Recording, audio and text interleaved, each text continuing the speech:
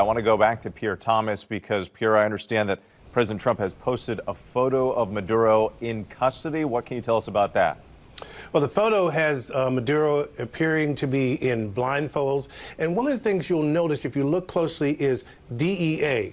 And my sources have been telling me all morning that DEA was central to the law enforcement aspect. They helped build the case against Maduro in the past. And you're going to see that and hear that all day from the administration. We expect the president to lay out that, again, this was the military supporting law enforcement action, that Maduro had been indicted, and there's a superseding indictment that's now unsealed in New York, and that, again, the military was there to conduct this operation on behalf of U.S. law enforcement. But again, in that picture you see, that's the messaging you're going to hear throughout the day. And Pierre, while I have you, someone pointed out this contradiction that, we now have this image of Maduro in custody, but then recently President Trump pardoned Juan Orlando Hernandez, the former president of Honduras, who was actually convicted on narcotics trafficking charges. How are your sources responding to that, and what's likely to be the reaction going forward?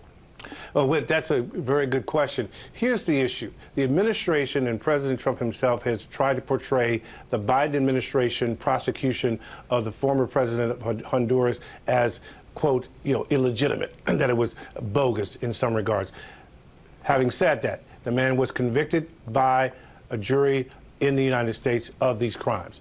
Number two, critics are saying that this is an example of inconsistent, to be kind, in terms of their words, action by the administration. On the one hand, the claim was very similar about the former president of Honduras, that he was engaged and helped participate in facilitating countless amounts of drugs coming into the United States, which is the exact charge that's being brought against Maduro today. All right, Pierre Thomas Forrest, thank you so much.